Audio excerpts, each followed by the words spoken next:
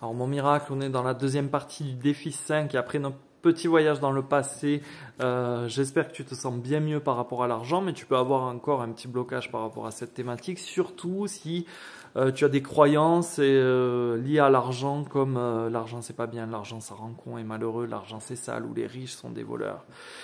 Ou alors, tu peux être dans le rejet finalement, dans la peau d'un résistant par exemple.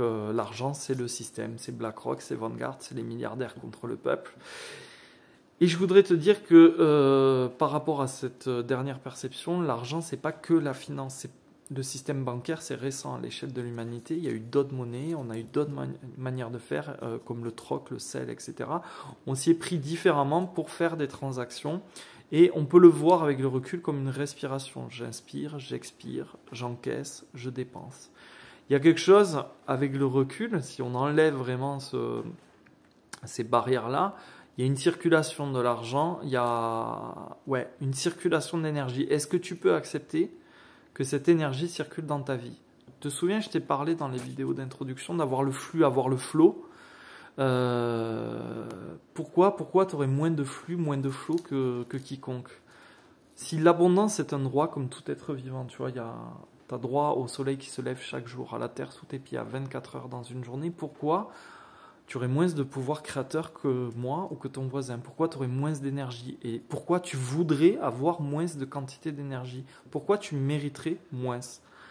Le rapport à l'argent, c'est un peu un révélateur de notre rapport à nous-mêmes. C'est le reflet miroir de notre ego. Et l'ego n'a qu'une fonction. C'est un système de pensée qui se charge de te conforter dans ce que tu crois. Et il est temps de réouvrir le robinet de l'abondance.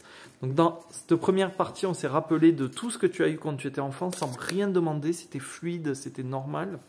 Et là, maintenant, je vais te demander d'attraper un billet de banque. La valeur importe peu. Ce qui compte, c'est que tu trouves une étiquette ou un post-it ou un bout de papier avec un trombone pour écrire en conscience « Merci pour tout l'argent que je reçois dans ma vie ».